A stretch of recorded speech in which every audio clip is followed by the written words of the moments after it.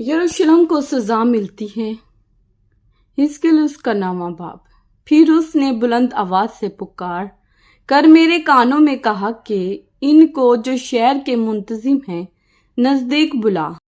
हर एक शख्स अपना मोहलिक हथियार हाथ में ले हो और देखो 6 मर्द ऊपर के फाटक की राह से जो शिमाल की तरफ हैं चले आए और हर एक मर्द के हाथ में उसका खून रेज हथियार था और उनके दरमियान एक आदमी कतानी लिबास पहने था और उसकी कमर पर लिखने की दवात थी।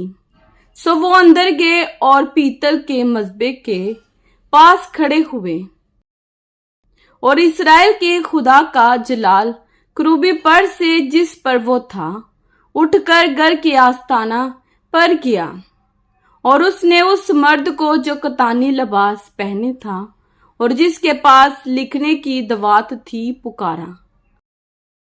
और खुदावन ने उससे फरमाया कि शहर के दरमियान से हाँ यरूशलेम के बीच से गुजर और उन लोगों की पेशानी पर जो उन सब नफरती कामों के सबब से जो उसके दरमियान किए जाते हैं आहें मारते और रोते हैं निशान कर दे।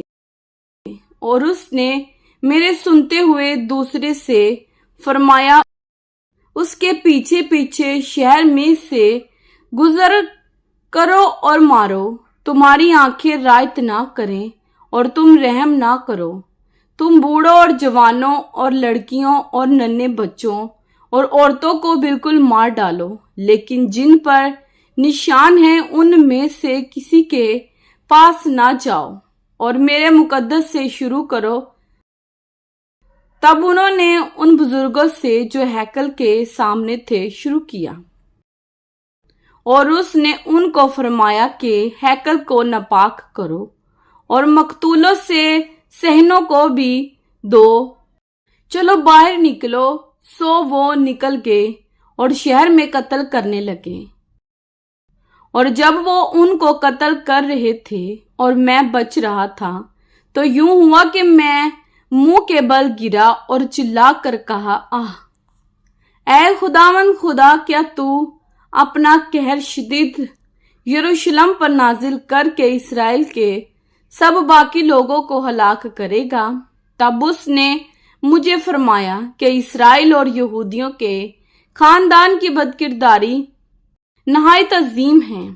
मुल्क खून रेजी से पुर हैं और शहर बेइंसाफी से भरा है। वो कहते हैं कि खुदावन ने मुल्क को छोड़ दिया है और वो नहीं देखता।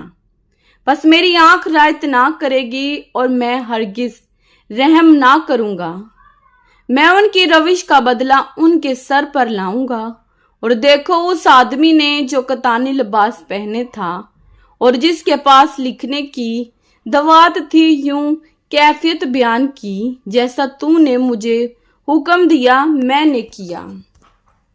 कलाम पाक के पढ़े और सुने जाने पर खुदावंद की खास बरकत हो। खुदावंद का शुक्र हो। आमीन। खुदावंद आप सबको बरकत दे। आमीन।